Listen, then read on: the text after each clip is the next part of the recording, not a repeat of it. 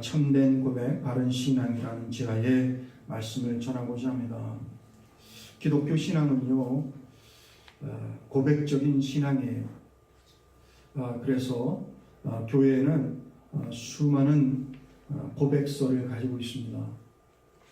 대표적인 것이 예배 중에 드리는 사도신경을 꼽을 수가 있고요.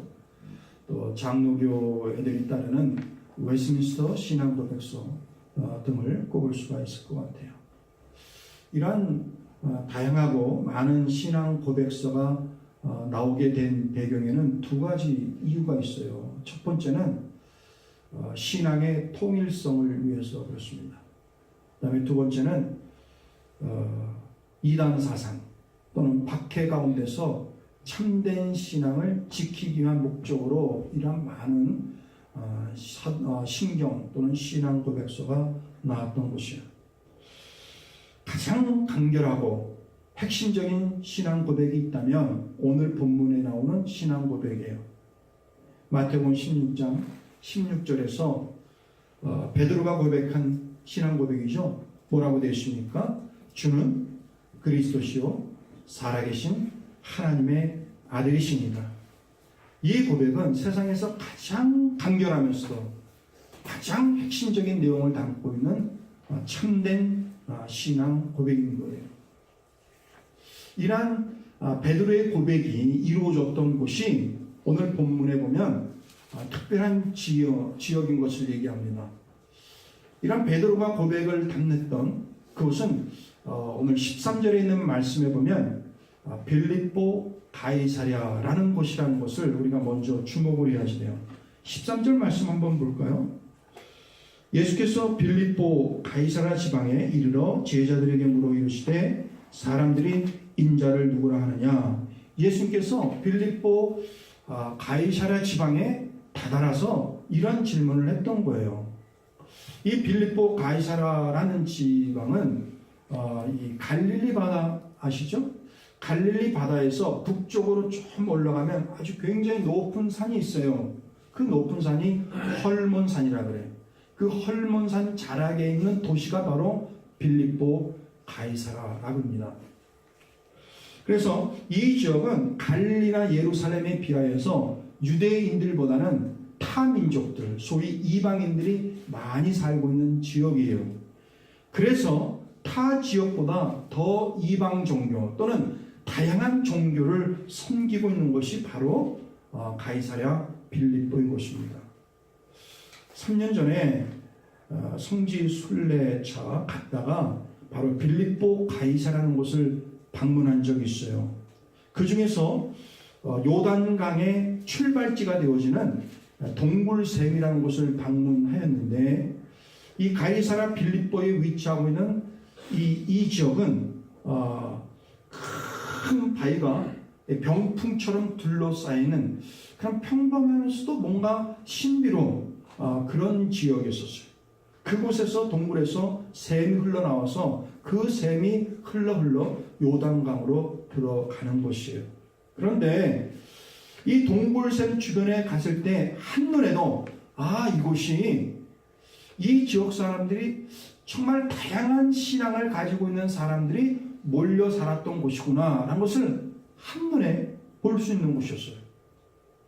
그 지역에는 오래도록 토속적인 신앙을 가지고 있었는데 이 판이라는 이름의 신앙을 섬겼는데 그 신앙을 가지고 있는 그런 신전이 그 터에 있었어요. 그리고 로마 황제 아우구스투 황제를 섬기는 그 신상 터가 그대로 있었어요. 그리고 로마의 신화에 나오는 제우스 신상, 제우스 신을 섬기는 그런 신상이 그대로 있는 곳이 바로 그 가이사랴 빌립보에 있는 동굴샘 그 터전에 그대로 있었던 것이에요. 이처럼 이 빌립보 가이사랴는 다른 지역에 비하여서 이 다종교 또는 다신 사상이 잘 자리 잡고 있었던 그러한 특별한 도시였던 것입니다. 이러한 도시에서 예수님께서 제자들에게 질문을 하는 거예요. 이런 다양한 우상, 다양한 신, 다양한 종교가 지배하고 있는 그런 도시에서 예수님께서 제자들을 향하여 묻습니다. 사람들이 나를 누구라 하느냐?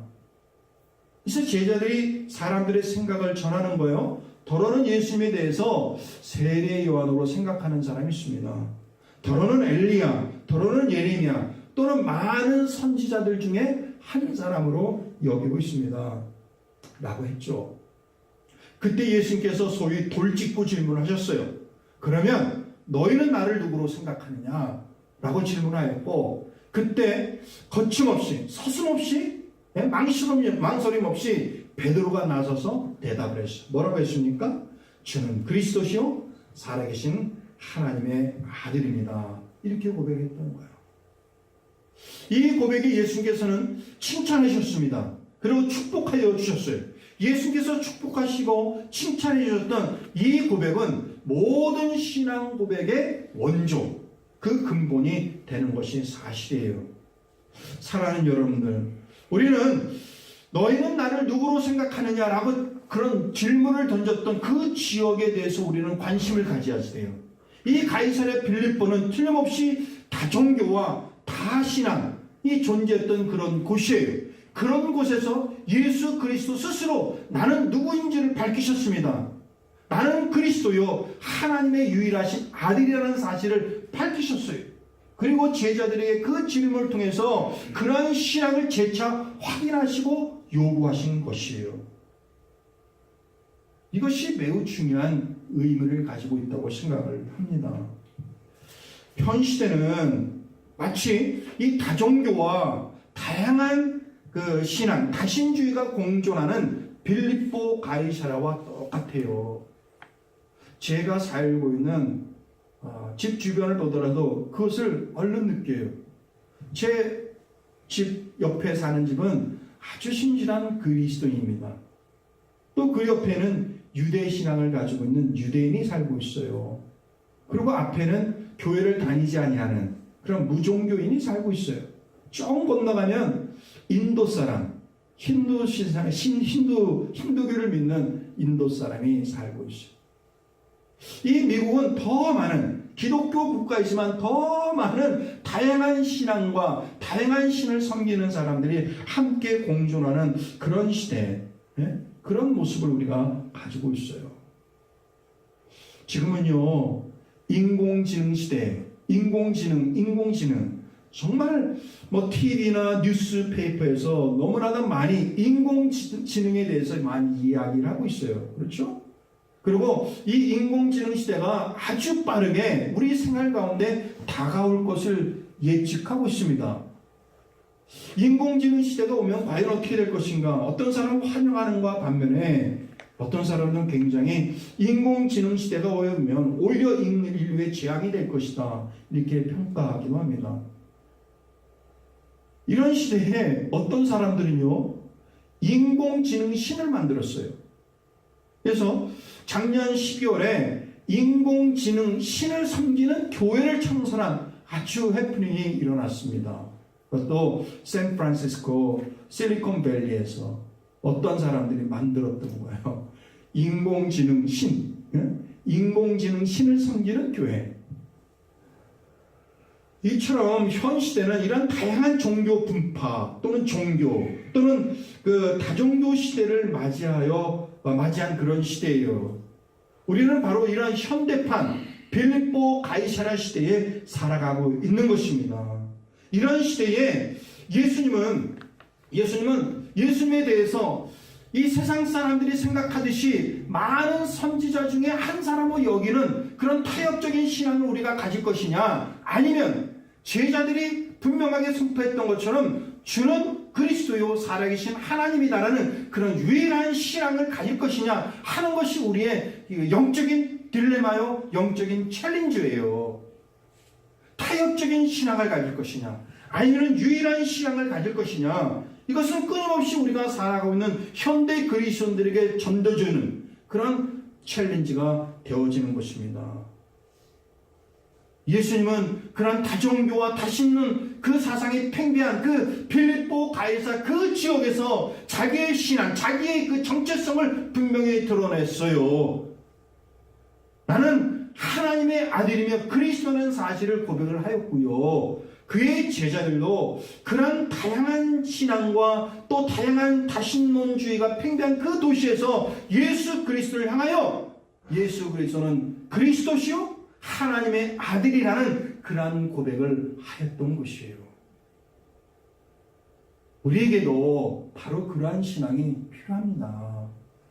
다종교와 다신론주의가 팽배한 이 시대에, 그래서 우리의 신앙, 성경적인 신앙에 도전하는 그런 시대에 우리는 주는 그리스도시요 살아계신 하나님의 아들이십니다 라고 고백할 수 있는 참된 고백이 저와 여러분들에게 필요한 줄 믿습니다.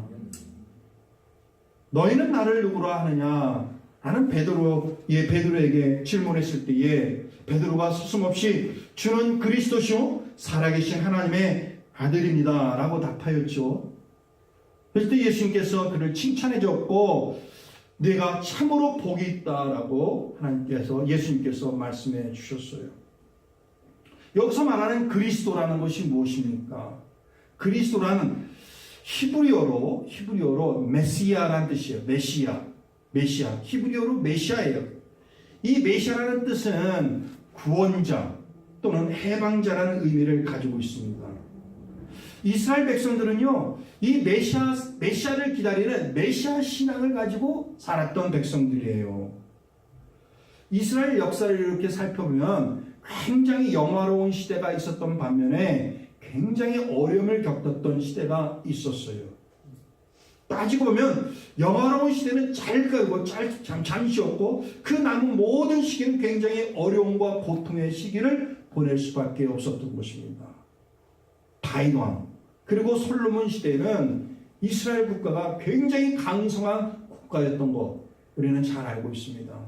그러나 그 이후에 이스라엘 국가는 점차 쇠약하여져서 BC 586년에 바벨론 제국에 의해서 멸망당해요. 그 이후에 계속적으로 이스라엘 백성들은 독립적인 주권국가가 한 번도 되어지지 못했어요. 그 이후에 페르시아 제국이 등장해서 이스라엘을 지배했죠. 그리고 그 유명한 알렉산더 대왕이 나타나서 또 그 지역을 지배하였죠. 잠시 독립을 간나했었지만은 그러나 다시 로마 제국이 등장하여서 예수님이 태어날 그 당시는 이 이스라엘 백성들이 로마 식민 통치를 당하고 있었던 것이에요. 그렇기 때문에 이스라엘 백성들에는 이 구약 성경에서 예시한 그 메시아는 그런 식민 통치, 그런 그 피지배의 민족으로서 살아가는 그런 모든 아픔과 고통으로부터 이 구원해줄, 그런 해방시켜줄 정치 지도자가 저들은 절실히 필요했던 것이에요. 다시 한번 이스라엘 민족이 제2의 다윗 왕국 같은 그런 시대를 힘써 갈망했던 것이 사실입니다. 시대마다 어떤 평화와 정의를 부르짖으며 그 시대의 구원자 또는 그 시대의 해방자로 등장하는 사람들이 많이 있었습니다. 하지만 인류 역사를 보면 한 번도 진정한 평화와 진정한 공의와 진정한 어떤 그 구원을 이루어진 것이 한 번도 이 세상에는 없었어요. 그러한 지도자도 없었던 것이 사실이에요. 우리 한반도를 주변으로 4월에는 한국과 북한 사이에 정상회담이 개최되어지죠. 또 5월에는 북미 정상회담이 개최된다고 합니다. 또 그러니까 이제 주변에 있는 또 일본이라든지 중국이라든지 러시아가 각자 자기들도 뭔가 정상회담을 준비하고 있어요. 저들은 마치 가만히 보면 한반도 평화의 어떤 그 핵심적인 키를 가지고 있고 그 역할을 자기들이 할 것이라는 그런 모습을 은연히 이렇게 보여주는 것 같아요. 그래서 마치 트럼프가 이런 북미 정상 또는 한국과 북한의 이런 정상회담, 이런 평화적인 분위기가 오로지 자기만이 이런 분위기를 만들 수 있다 이렇게 공공연히 자랑하면서 이런 분위기가 자기의 공적처럼 내세우는 것을 볼 수가 있습니다. 하지만 그 어느 것도 진정한 그 어느 지도자도 진정한 평화와 공의와 평화를 이 땅에 가져다 주지 못했다는 사실을 우리는 역사를 통해서 분명히 알 수가 있어요. 사랑하는 여러분들, 예수 그리스도는 이 땅에 그리스도로 오셨습니다. 예수 그리스도는 이 땅에 메시아로 오셨어요. 이 땅에 메시아로 그리스도로 오신 예수 그리스도는 무슨 목적과 무엇을 위해서 이 땅에 오셨습니까?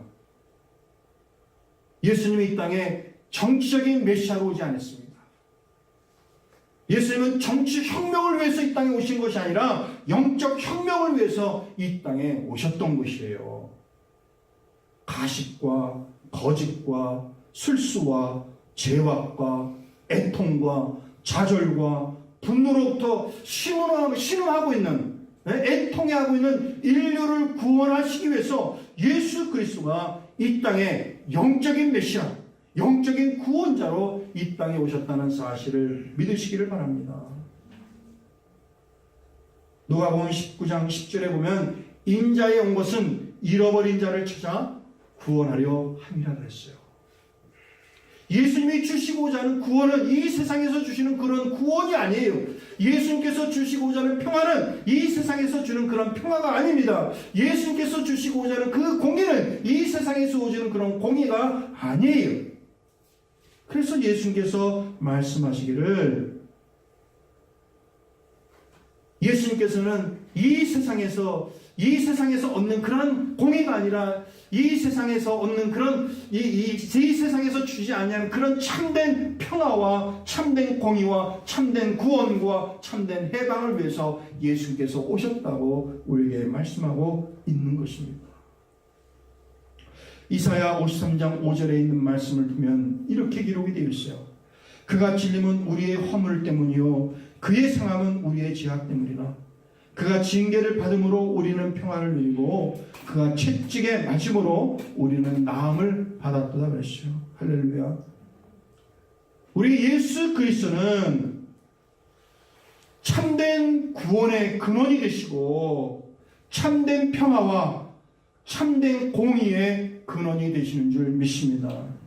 예수 그리스도는 참된 메시아로, 영적인 메시아로 우리 인류의 구원자로 이 땅에 오셨다는 사실을 믿으시기를 바랍니다. 때문에 예수님의 제자들이 고백했던 것처럼 주는 그리스도시요 살아계신 하나님의 아들이십니다. 이러한 고백이 우리의 진정한 고백, 우리의 참된 고백이 되어지시기를 주님의 이름으로 축복합니다. 21절에 있는 말씀을 잠시 함께 보도록 하겠습니다. 이렇게 예수님 자신이 하나님이 보내신 구원자요 유일하신 하나님이라는 사실을 확인시키고 또 제자들도 그런 믿음을 고백한 이후에 21절에 있는 말씀에 보면 예수님께서 이렇게 언급하였어요.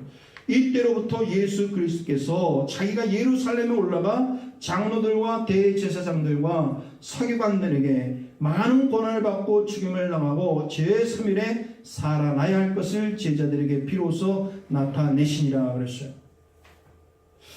제자들로부터 참된 고백을 받으신 다음에 예수님께서 이제 앞으로 자신이 겪게 될 그런 고난과 또 죽음과 부활에 대해서 처음으로 드러내 주셨어요. 이러한 예수님께서 그런 자신의 고난과 죽음과 부활에 대해서 말씀하시자마자 곧바로 예수님의 말씀을 베드로가 받아쳐서 이렇게 얘기합니다. 주여 그리 마옵소서, 결코 그런 일이 있으면 안 됩니다 라는 거예요. 주여 그리지 마옵소서, 예수님에게 그런 일이 생기면 결코 안 됩니다 라고 했던 거예요. 어떻게 보면 아직도 베드로가 예수님의 말씀을 따라다니긴 했지만 예수님이 이 땅에 진정한 영적인 구원자로 오셨다는 사실에 대한 이해가 아직은 충분하지 못했던 것 같아요. 그래서 예수님께서 정치적 해방자로 오셨으니까 예수님이 죽으시면 모든 일이 허사로 끝나니까 예수님은 죽으시면 안 됩니다, 그럴 수 없습니다 라고 막아섰던 것이죠.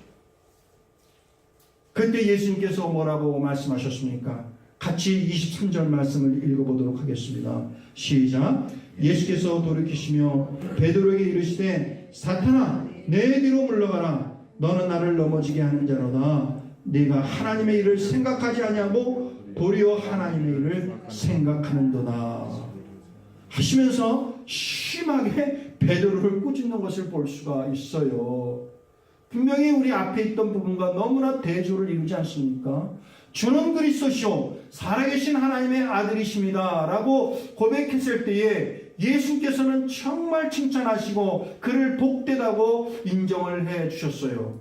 그렇지만 금방 이 다음과 같은 내용의 말을 베드로가 했을 때는 거침없이 그리고 아주 냉혹하게 책망하시는 것을 볼 수가 있습니다. 그 이유가 무엇이에요? 왜 이런 차이가 있는 것입니까? 그 이유는요, 이 베드로의 대답에는 하나님의 일을 생각하지 아니하고 사람의 일을 생각하면서 대답한 답변이기 때문에 그렇습니다. 예수께서 책망하신 가장 중요한 이유는 베드로의 이러한 인간적인 생각, 베드로의 이러한 인간적인 관점과 그 시각을 엄히 책망하였던 것이에요. 사랑하는 성도 여러분들, 참된 신앙 고백에는 반드시 참된 신앙 고백에는 반드시 하나님의 일을 먼저 생각하는 그런 바른 신앙의 모습이 뒤따라야 하는 것입니다. 참된 신앙을 가지고 있다면 인간의 생각이 아니라 하나님의 일을 먼저 생각하는 그런 신앙이 뒤따라야 하는 것이에요. 참된 신앙을 고백할지라도 사탄은 우리 마음속에 끊임없이 유혹과 도전을 주는 거예요. 인간적인 생각, 인간적인 사고, 인간적인 관점에서 세상을 바라볼 수 있도록 우리를 자꾸 유혹하고 넘어지게 만드는 것이 악한 영의 역사입니다. 조지아주에는 큰 나무들도 많이 있지만 너무나 땅이 좋아서 이 큰 나무들이 땅 깊이 뿌리를 내리지 아니하고 옆으로 뿌리를 내린다 그래요. 그래서 빨리 자라기도 하지만 뭐 큰 바람 또는 작은 바람이 불면 쉽게 넘어지는 것이 조지아주의 나무라고 얘기합니다. 그렇죠. 참된 고백이 있을지라도 하나님의 일을 생각하지 아니하고 인간적인 생각과 인간적인 관점에서 신앙생활하는 사람은 마치 깊이 뿌리를 내리지 못한 그런 그리스도인과 똑같은 거예요. 인간적인 관점과 인간적인 생각에 빠져서 사람의 일을 생각하는 사람은 언제든지 이 베드로와 같은 실수를 범할 수가 있는 것입니다. 23절에 있는 말씀처럼 하나님의 일과 사람의 일에는 분명한 차이가 있어요. 우리 로마서 8장 말씀 한번 찾아보도록 하겠습니다. 로마서 8장 말씀에 보면 8장 5절과 8절에 있는 말씀을 같이 한번 보도록 하겠어요. 249쪽에 나오는데요. 로마서 8장 5절에서 8절 말씀을 한번 보도록 하겠습니다. 같이 한번 읽어볼까요? 시작. 육신을 따르는 자는 육신의 일을, 영을 따르는 자는 영의 일을 생각하나니 육신의 생각은 사망이요 영의 생각은 생명과 평안이라.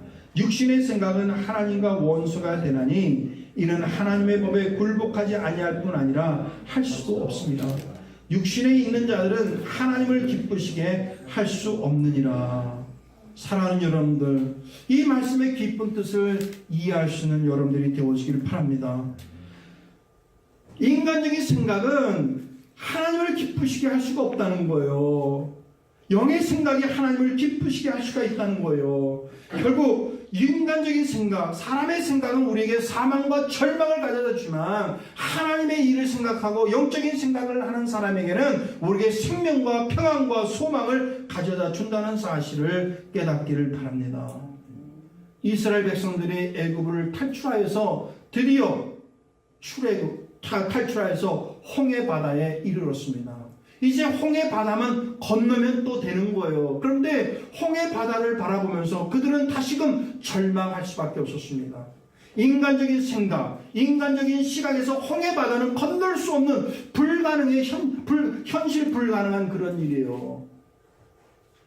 온통 시퍼런 바다입니다. 끝없는 바다, 거친 바람, 파도, 그들의 눈에는 그런 것밖에 보이지 아니할 거예요. 하지만 신앙의 눈으로, 신앙의 생각으로 그 홍해를 바라보면 분명히 다른 시각에서 홍해가 보일 것입니다. 거친 파도도 잠잠케 하시는 하나님, 그 드넓은 바다를 가르시는 하나님, 그 바닷길조차도 마른 땅으로 만들 수 있는 그런 하나님, 악한 세력을 능히 물리쳐서 승리케 만들어주시는 그런 하나님의 능력을 바라볼 수 있는 것이 인간적인 생각과 인간적인 시각이 아니라 하나님의 생각, 영적인 시각과 영적인 생각이 그 모든 것을 만들어내 주시는 거예요. 사랑하는 성도 여러분들, 먼저 우리에게는 참된 신앙의 고백이 필요합니다. 그리고 뿌리 깊은 바른 신앙과 바른 신앙의 눈과 생각을 가져야 합니다. 우리의 눈에 보이는 것에, 우리 육신적인 눈에 보이는 것에 일희일비하는 것이 아니라 어렵고 힘들 때에 낙심하지 말고 하나님의 일, 하나님을 생각하며 용기와 힘을 내야 하는 거예요. 좌절해서는 안 되는 거예요. 잘 된다고, 잘 나간다고 해서 교만해서도 안 되는 거예요. 사람의 일을 이루는 것이 아니라 하나님의 일을 이루는 그리스도인들이 반드시 되어야 할 줄 믿습니다. 겟세마네 동산에서 예수님께서 마지막 기도하시던 거 기억나시죠? 예수님께서 마지막 기도하실 때 이렇게 기도하였습니다. 아버지여, 아버지께서는 모든 것이 가능하오니 이 잔을 내게서 옮기시옵소서. 그 다음 말이 굉장히 중요해요. 그러나 나의 원대로 하지 마옵시고 아버지의 원대로 하옵소서. 인간적인 눈에는 이 십자가를 지는 건 너무나도 고통스러워서 이 잔을 피하고 싶었지만은, 그러나 자기의 삶이 내 생각이 아니라 하나님의 생각과 하나님의 일을 위해서 자기 자신이 쓰임받기를 원했던 것이 바로 예수님이셨어요. 하나님의 일을 먼저 생각하신 그 예수님, 그리고 하나님의 일에 충성되게 살아갔던 그 예수님의 모습을 우리는 본받아야 할 줄 믿습니다. 말씀을 맺도록 하겠습니다. 이제 종려 주일이 다가오고 있어요. 그리고 고난주간이고 부활주일이에요. 이러한 절기에 정말 우리에게 필요한, 우리에게 절실하게 필요한 것이 있다면 무엇입니까? 오늘 본문 말씀은 우리에게 주는 그리스도시요 살아계신 하나님이라 이렇게 고백하는 참된 신앙의 고백이 우리에게 절대적으로 필요하다는 사실을 가르쳐 주고 있습니다.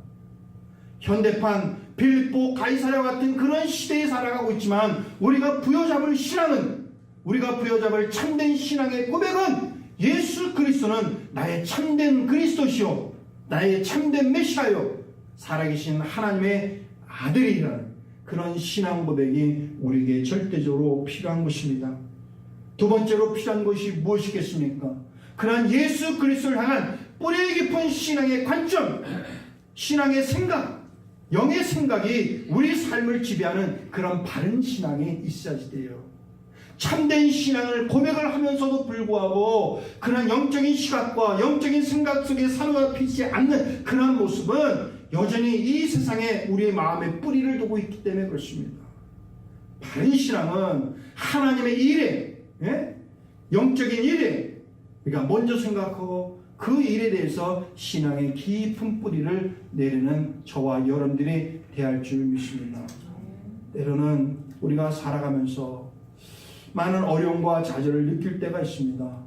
이 귀한, 이 거룩한 사역이 정말 하나님을 기쁘시게 할 수 있는 사역인가 우리가 망설일 때도 있습니다.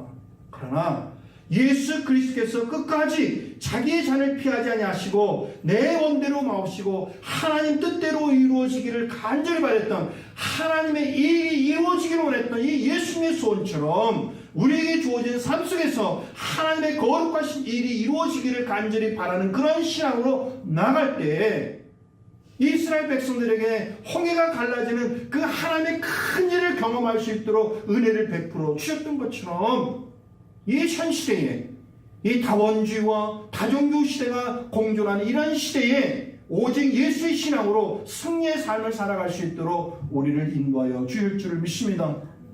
뿌리 깊은 바른 신앙으로 하나님에 대한 하나님의 거룩한 일을, 하나님의 거룩하신 그 사역에 대해서 신앙의 눈, 영적인 눈으로 능히 감당하시는 하나님의 큰 일을 경험하시는 하나님의 축복된 사람이 될 줄 믿습니다. 이러한 믿음으로 참된 신앙과 바른 신앙으로 종료주일과 고난중환과 또 부활주를 맞아요. 정말 이전보다 더 복된 하나님의 큰 은혜와 인도하심을 경험할 수 있는 저와 여러분들이 되어지기를 주님의 이름으로 축복합니다.